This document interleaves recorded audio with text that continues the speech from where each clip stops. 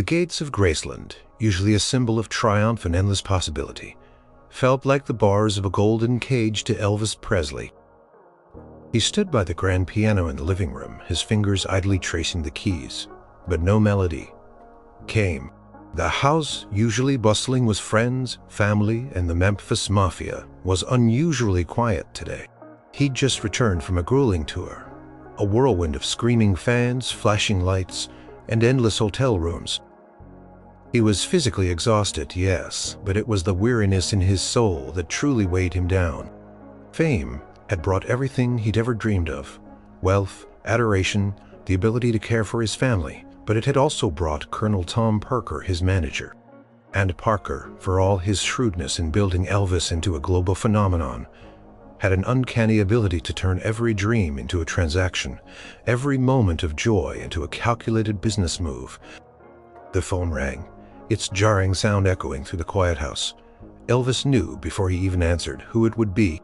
Only one person called him on his private line with such urgency, usually to deliver another non-negotiable demand. "Elvis, my boy."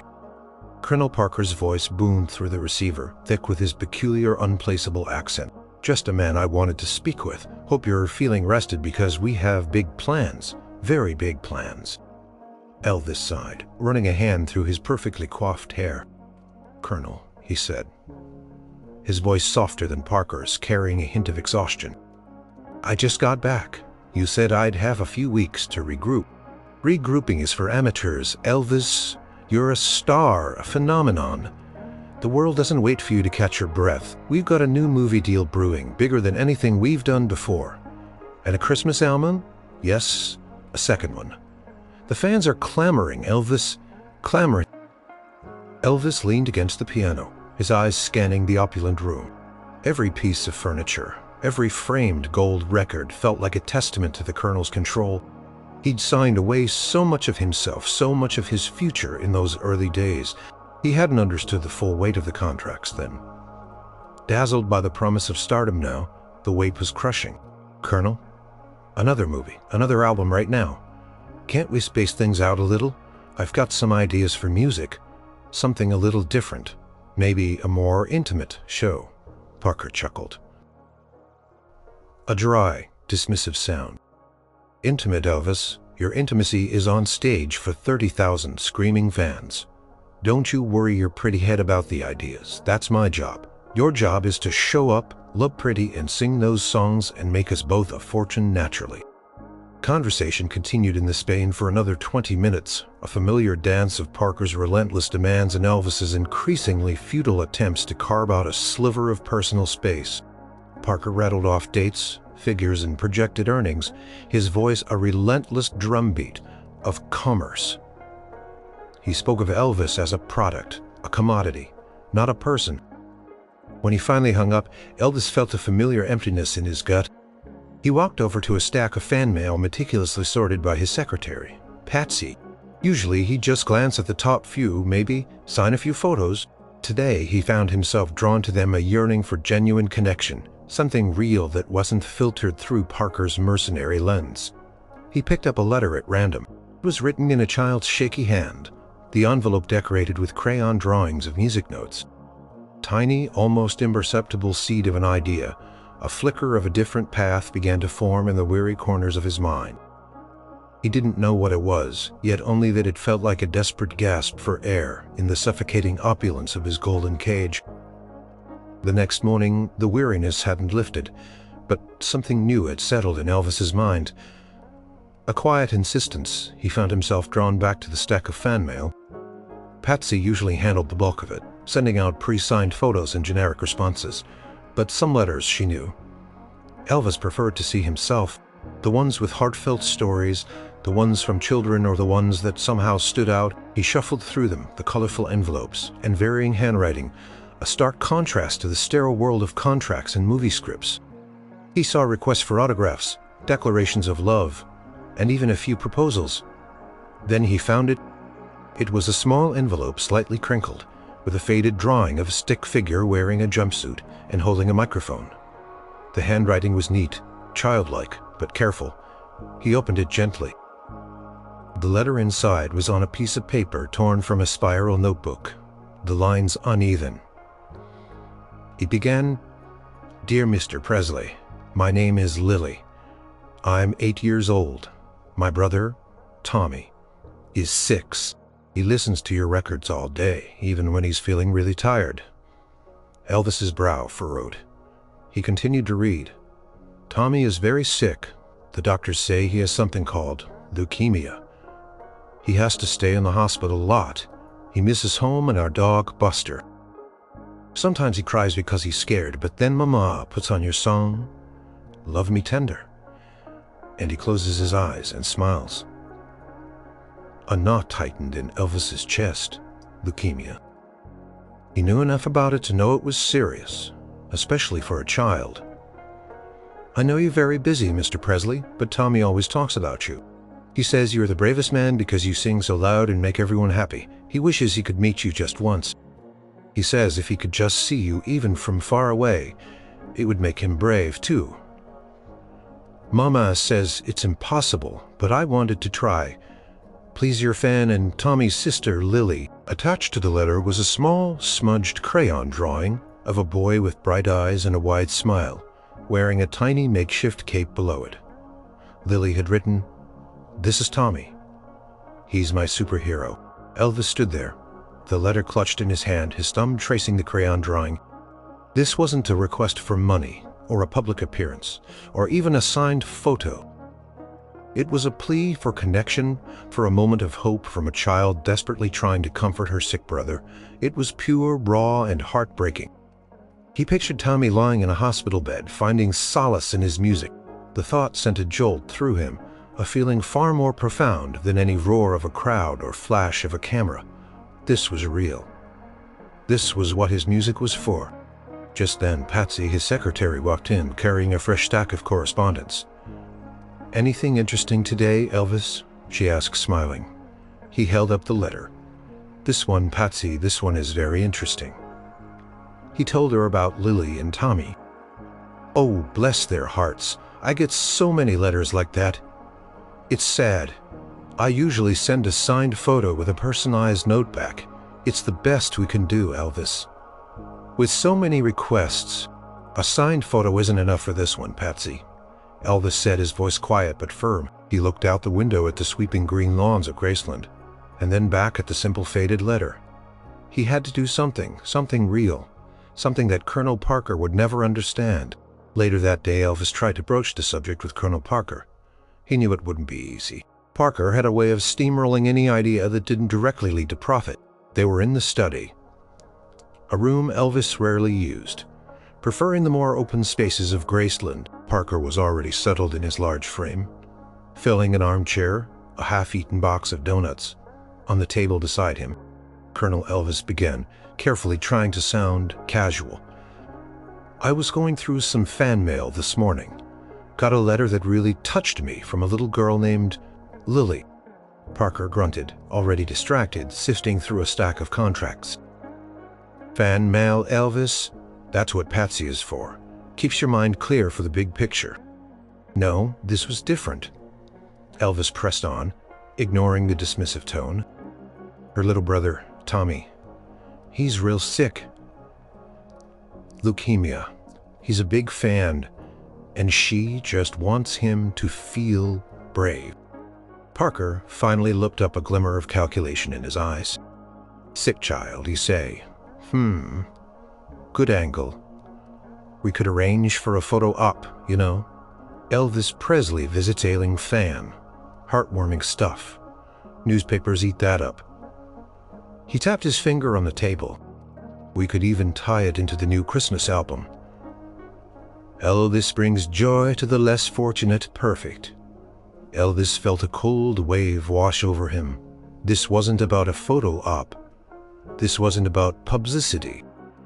This was about a little boy clinging to life, finding comfort in his music. "It's not about publicity, Colonel. It's just a genuine situation.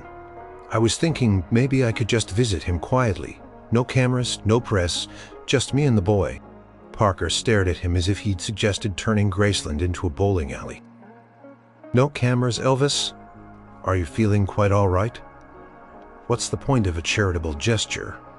If no one knows about it, that's like singing a hit song in an empty room. Utter waste of your valuable time. It wouldn't be a waste to me, Elvis said, his voice hardening slightly. This boy, he finds strength in my music. I want to give him something back, something real. Parker leaned back, his eyes narrowing. Real? What's real is the bottom line. Elvis, what's real is the millions we make, the records we sell, the movies we churn out. That's Huckard. Shh. But you don't do it for free, and you certainly don't do it in secret. That's just plain bad business. Paused, then added, and it sets a dangerous precedent. Next thing you know, every sick child in America will be demanding a private visit. You think we have time for that? Elvis felt a surge of frustration, hot and bitter. Parker saw only numbers, only opportunities for exploitation. He didn't see the human heart, the genuine desire to connect. He didn't see Tommy. So you're saying no? Elvis said, his voice flat. Parker waved a dismissive hand. That's not what I want, Elvis said, his jaw tightening. Parker chuckled again. A condescending sound. What you want, my boy, is to be the biggest star in the world, and I'm the man who makes that happen. Now let's talk about these movie scripts. Elvis stood up, the chair scraping loudly against the floor. Colonel, I have to go. He didn't wait for a response, just turned and walked out, leaving Parker sitting amidst his contracts and donuts. He walked quickly to the house, a storm brewing inside him. Parker's indifference, his casual dismissal of human suffering, had lit a slow burn. He wasn't just frustrated anymore, he was angry. And beneath the anger, a quiet determination began to solidify. He would find a way, he had to. This little boy Tommy needed something real. And Elvis was going to give it to him, with or without the Colonel's blessing. The next few days were a blur of restless energy for Elvis. He rehearsed with a band, but his mind kept drifting to Lily's letter. He tried to focus on song arrangements, but Tommy's face, as depicted in the crayon drawing, was burned into his memory. He knew he couldn't let Parker's dismissal be the end of it. He needed to see for himself, to connect. Called Joe Esposito, his most trusted friend and road manager. Joe had been with him through thick and thin, through the early struggles and the dizzying heights of fame. He was loyal, discreet, and had a knack for making things happen. Joe, Elvis said, keeping his voice low, even though he was in his private study. I need a favor, a big one. And it's got to be kept absolutely quiet. Colonel can't know a thing. Joe was immediately serious. You know, I'm always here. What's up? Elvis explained about Lily's letter, about Tommy and Parker's infuriating response. I need to visit him, Joe. Just a quick visit, no fuss, no cameras, just me. Joe listened, his expression thoughtful. A hospital, huh? That'll be tricky security. Nurses, doctors, word gets out fast when you're around E. I know, Elvis said, running a hand through his hair. But I can't not do it. I keep thinking about that little boy. He's just a kid, Joe, sick, and he finds comfort in my music. I owe him this. Joe nodded. All right, E, consider it done. We'll figure out a disguise, a quiet entrance, maybe late at night when things are calmer. Over the next 2 days, Joe worked his magic. Contacted a discreet nurse at the children's hospital, explaining the situation without revealing Elvis's name until the last possible moment. Swearing her to secrecy. He arranged for a back entrance, a dark car, and a time when visitors were minimal. The night of the visit was tense. Elvis, dressed in regular clothes, a hat pulled low, sunglasses shielding his eyes. He felt a mix of anxiety and a strange, powerful sense of purpose. This wasn't a performance. This was something far more important. They slipped into the hospital like shadows. The nurse met them, her eyes wide with a mixture of awe and professionalism. She led them down a quiet corridor, the antiseptic smell of the hospital filling the air. Elvis's heart hammered in his chest. They stopped outside a room. The nurse whispered, "He's asleep right now. His sister Lily is here too. She stays with him sometimes." Elvis pushed the door open softly. The room was small, dimly lit by a nightlight. In the bed, a frail little boy lay tangled in his sheets, an IV drip connected to his arm. He looked even smaller and more vulnerable than Elvis had imagined. Beside the bed, curled up in a chair, was Lily, fast asleep, clutching a well-worn teddy bear. Elvis's breath hitched. He felt an overwhelming wave of compassion. He walked closer to Tommy's bed, his movements slow and gentle. He saw the crayon drawing Lily had sent him, taped to the bedside table. Beside it, a small portable record player and a worn copy of "Love Me Tender." He reached out a hand, hovering it over Tommy's pale forehead, but didn't touch him. He just stood there, watching the rise and fall of the boy's tiny chest. This was the powerful reason.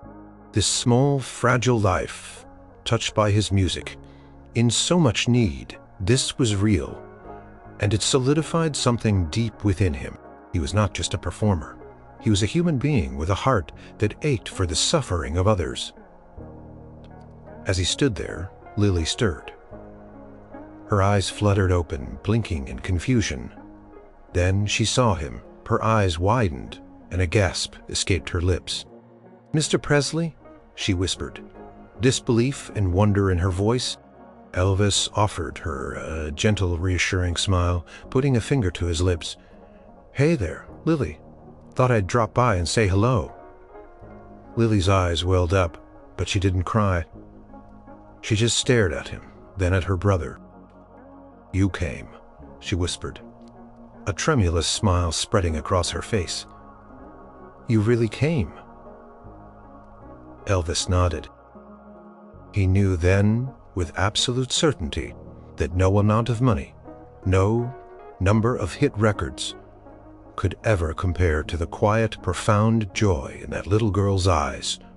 This was his truth, and he would fight for it. The secret visit to Tommy's bedside left Elvis profoundly changed. He felt a clarity he hadn't experienced in years. The world of glitz and glamour, which had once seemed so intoxicating, now felt hollow. The genuine raw emotion of that hospital room had resonated deeper than any applause. He returned to Graceland with a new sense of purpose, a quiet determination radiating from him. He called Parker the next morning, his voice firm. "Colonel, I want to do something for that boy, Tommy. And for that hospital, something real, a significant donation. Maybe a fund set up in his name for leukemia research. No strings attached." Parker, of course, immediately saw dollar signs and headlines. "We'll hold a televised charity concert," Parker announced, his voice booming with excitement. "The Elvis Presley Cares special broadcast. Live from a major arena. We'll get prime time slots, sponsors, advertising. We'll feature Tommy's story. Of course, the brave little tyke. And at the end, a big reveal, you, Elvis Retimey, on stage for a tearful reunion." Elvis gripped the phone so tightly his knuckles turned white. "Bring him on stage, Colonel. He's a sick child. He's frail. This isn't about a TV special. It's about helping him and the other kids like him. It's about quiet, genuine charity." "Genuine charity is a TV special when you're Elvis Presley," Parker scoffed. "Think of the exposure, the ratings, the album sales. We can package it as a live album and a video release. Every penny minus expenses, of course, will go to the children naturally," the way he said. Naturally made it sound anything but. "This isn't just about one boy, Elvis. This is about leveraging your star power for maximum impact. Think of the millions we can raise." Elvis could practically see Parker's calculating smile through the phone. He knew exactly what minus expenses meant. A hefty cut for Parker and his team, with only a fraction reaching the actual charity. And the idea of parading a sick, vulnerable child in front of millions for a tear-jerking moment just to boost ratings and sell records made. His stomach churned.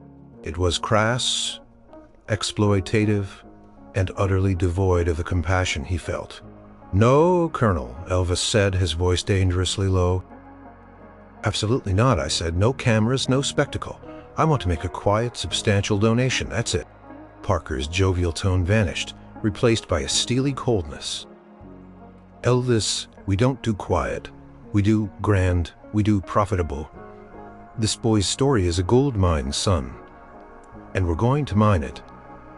You'll be lauded as a humanitarian, and we'll both be richer for it. It's a win-win, don't you see? I see you trying to exploit a sick child for a quick buck." Elvis shot back, his voice rising. This was it, the breaking point. Could no longer stand by and watch Parker turn everything sacred into a commodity. "He's a human being, Colonel, not a prop for your TV show." Parker's voice turned to ice. "Elvis, watch your tone. I'm your manager. I make the decisions that benefit your career, and by extension your wallet. This is for your good, and you'll do what I say." Elvis took a deep, shaky breath. He felt a surge of rage, but beneath it, a newfound resolve. He would not let Parker twist this. He would not let him use Tommy. "No, Colonel," he said, his voice now quiet but laced with an unshakable determination. "I won't. Not this time."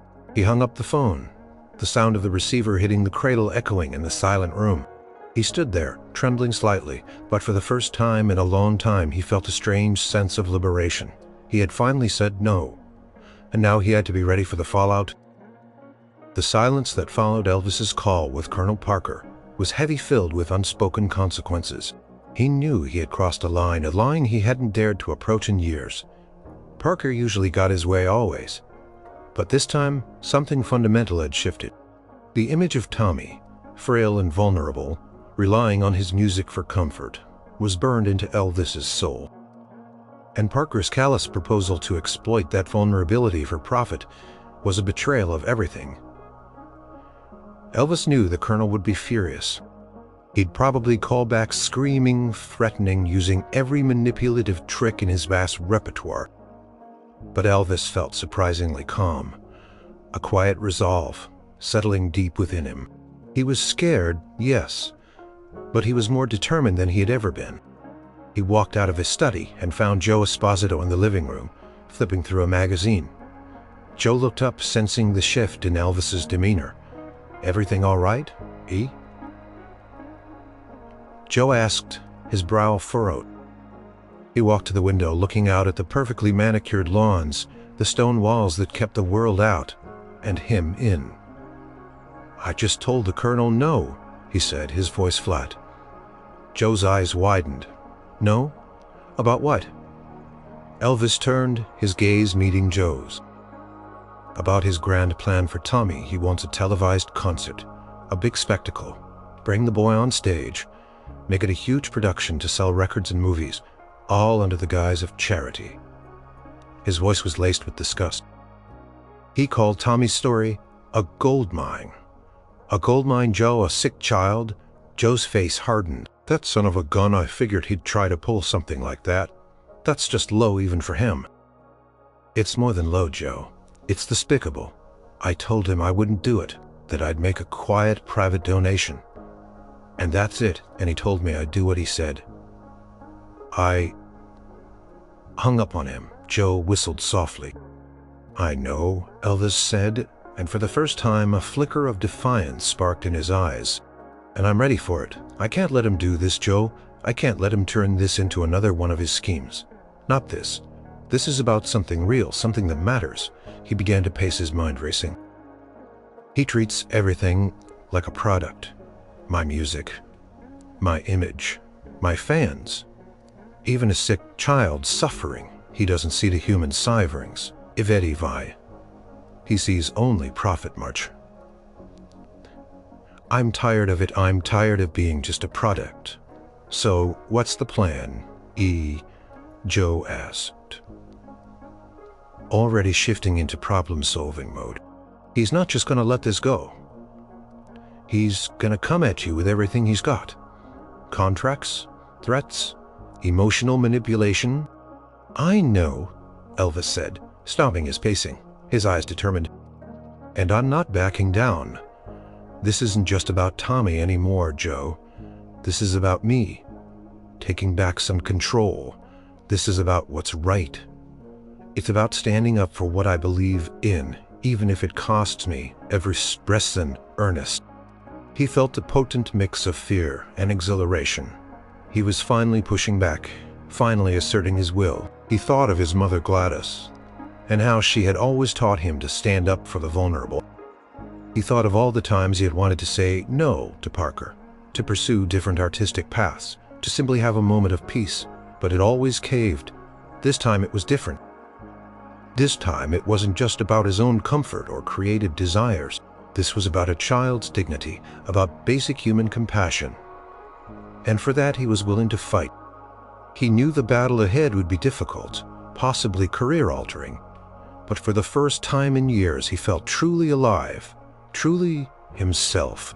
The spark of rebellion had ignited and it was burning bright. Elvis spent the next few days in a whirlwind of quiet activity. He had Joe discreetly contact a reputable charity foundation that specialized in childhood illnesses, explaining the situation in broad terms without naming the specific child or revealing the exact nature of his conflict with Parker. He wanted to ensure that any funds he donated would go directly to where they were needed, without being siphoned off or used for cynical PR. He also gathered his closest circle: Joe, Marty Lacker, Red West, and his cousin Gene Smith, for a private meeting in the den. This wasn't just about strategy. It was about laying bare his heart, something he rarely did, even with his trusted friends. The room was dimly lit, the air thick with unspoken tension. Elvis sat in his favorite armchair, looking out at his friends. He held Lily's letter in his hand, now creased and worn from his repeated readings. "Guys," he began, his voice low, "I need to tell you something important." He paused, taking a breath. "You know how the Colonel always pushes for more movies, more records, more appearances." They all nodded, familiar with Parker's relentless drive. "Well," Elvis continued, his voice gaining strength, "he wanted to do a big charity special for a little boy, Tommy. He's got leukemia." He then told them about Lily's letter, about his secret visit to the hospital, and about Parker's plan to exploit Tommy's illness for a televised spectacle. As he spoke, he watched their faces. Joe's expression was grim. Marty looked shocked. Red's jaw was tight with anger, and Gene's eyes were wide with sympathy.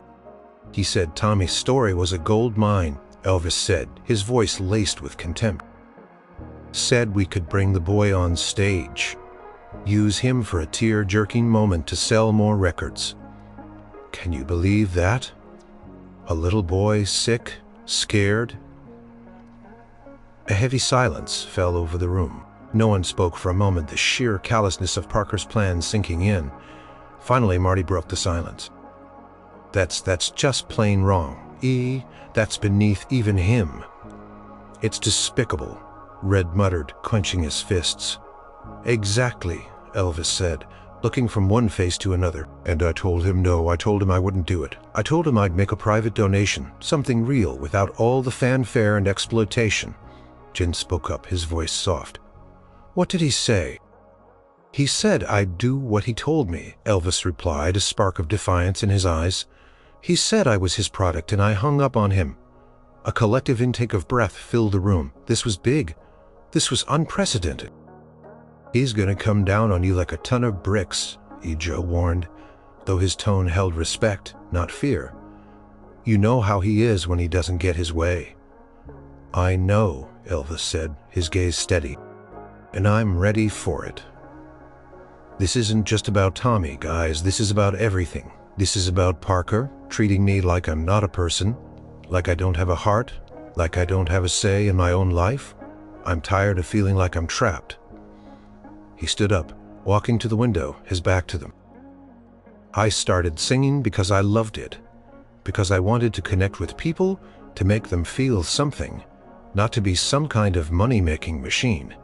And he's forgotten that. He's forgotten what it's all about. He turned back to face them, his eyes blazing with a quiet intensity. I'm going to confront him tomorrow, and I'm going to lay it all out. I'm going to tell him that this exploitation of a sick child is the last straw, that I won't stand for it, and that if he can't see that, if he can't respect my humanity, then I don't know what kind of future we have together. His friends looked at him, their expressions a mix of awe and concern. They knew the risk, but they also saw the fire in his eyes, the genuine conviction. This wasn't an impulsive outburst. This was a deep-seated truth finally bubbling to the surface. You're really going to do it, E? Marty asked, his voice barely above a whisper. Yes, Elvis said, his voice firm, unwavering. I am for Tommy, for me, for what's right. I'm going to tell him that the king is tired of being just a pawn. The air in Colonel Parker's office felt thick enough to cut with a knife. Elvis had arrived alone, against Joe's strong advice, wanting to face Parker, man to man, without the usual buffers. The office, usually a clutter of papers, contracts, and an ever-present box of donuts, seemed unusually tidy, almost as if Parker had prepared for a serious confrontation. Parker sat behind his massive desk, his face unreadable, his eyes like chips of granite. He didn't offer a handshake, didn't even stand up. He just gestured to the chair opposite him. Elvis, he said, his voice deceptively calm, I believe we have something to discuss. A misunderstanding, perhaps. Elvis remained standing, his hands clasped behind his back, his posture stiff with resolve. There's no misunderstanding, Colonel. I meant what I said. I will not be part of your televised charity spectacle using Tommy. I will make a quiet, private donation. Parker's calm facade began to crack. A vein throbbed in his temple. Elvis, let's be reasonable. This is a golden opportunity. Think of the headlines. Elvis Presley, humanitarian. It's not humanitarian if it's a cynical exploitation, Elvis retorted, his voice steady. You want to parade a sick child on national television for ratings. That's not charity, Colonel. That's grotesque. Parker slammed his hand on the desk, making the papers jump. Grotesque? Elvis, listen to yourself. This is business. Good business. We make money. The charity gets a cut. Everyone wins. No, Colonel, you win. Elvis shot back, his voice rising, a tremor of anger in it. You always win. You take a cut from everything. You control every aspect of my life, my movies, my music, my tours, even my charity. Parker's face darkened. I made you, Elvis. You were a truck driver from Tupelo. I turned you into a king. You owe me everything. He stood up, towering over his desk, his voice a low growl. We have contracts, Elvis, ironclad contracts. You break them, and I'll bury you. I'll make sure you never sing a note again. I'll sue you for every penny you've ever earned. Elvis didn't flinch. He'd heard these threats before, but never with such conviction, never in response to such a deeply personal stand. You can't bury me, Colonel, Elvis said, his voice gaining power, resonating with a newfound authority. My music comes from my heart. It doesn't belong to you. And my heart won't let me stand by while you use a sick child as a prop. Took a step closer to the desk, his eyes burning with conviction. I met that boy, Colonel. Tommy, he's fragile, he's brave. And his sister Lily, she just wants him to be happy. They don't care about your ratings or your TV specials. They care about hope. They care about comfort, and they find it in my music. The music that you seem to have forgotten is about feeling, not just profit. Sentimentality. It's a weakness, Elvis. I taught you that. You're a brand. Brands don't cry over sick children. Brands sell records. I'm not just a brand, Colonel, Elvis thundered finally, letting the full force of his frustration burst forth. His voice echoed in the office. I'm a man, a human being with a soul. And that soul won't let me exploit a child. It won't let me betray the very people who put me where I am, the fans, the ones who love my music because it touches their hearts, not just their wallets. He leaned forward, his hands pressing on the desk, his eyes fixed on Parker's. I'll walk away. I'll walk away from it all, because some things are more important than fame and fortune. Some things are more important than you." Parker stared at him, his face a mask of shock. He had never seen Elvis like this, never seen such raw, unshakable defiance. King, the compliant golden goose, was standing up, not just for a whim, but for a deeply held moral conviction. The air crackled with the unprecedented tension of the moment. Colonel Parker remained frozen, a statue of disbelief. Elvis's words, delivered with such uncharacteristic force and conviction, had clearly stunned him. He had expected bluster, maybe even tears, but not this quiet, absolute resolve. He had always held all the cards: the contracts, the control, the implicit threats of financial ruin and career obliteration. But Elvis had just called his bluff, not with anger, but with an unwavering moral certainty that Parker had no weapon. Against the silence in the office stretched heavy and profound. Parker's mind, usually a calculating machine, seemed to stutter. He saw not the compliant star, but a man transformed, a man willing to sacrifice everything for a principle. Finally, Parker sank back into his chair, looking momentarily deflated. His eyes, usually so sharp and predatory, held a flicker of something akin to fear, not fear for his own safety, but fear of losing his greatest asset, the source of his immense wealth and power. "Walk away," Parker finally croaked, his voice losing its booming quality. You'd throw it all away for a sick boy." "For what's right," Colonel Elvis corrected, his voice calmer now, but no less firm. "For humanity, for the simple decency you seem to have forgotten. My music, my connection with my fans, it's built on heart, it's built on empathy. If I let you turn me into someone who exploits a sick child, then everything I stand for, everything they love about me, becomes a lie." He continued, his voice gaining a quiet power. "You made me a star. Yes, I'll always acknowledge that. But you also built a cage around me. You took away my choices. You made me feel like a puppet. And for years I let you, but not anymore. Not when it means sacrificing my soul. Not when it means hurting someone truly vulnerable." Parker ran a hand over his bald head, a rare sign of genuine distress. He looked at Elvis, truly looked at him perhaps for the first time in years. He saw not just the superstar, but the earnest young man who had once simply loved to sing, the man who had always worn his heart on his sleeve. This stand, this unwavering conviction, was undeniably Elvis. And Parker knew deep down that if he pushed too hard, he would break the very thing that made Elvis so magnetic, so beloved. He would break the goose that laid the golden eggs. "All right," Parker said, his voice raspy, a reluctant surrender. "All right, Elvis. No TV special, no parading the boy on stage." Paused, then added, "But there has to be some kind of publicity, a quiet press release, a mention in a magazine.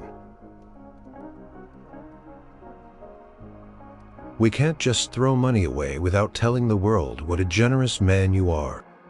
It wasn't a complete surrender, but it was a colossal victory for Elvis.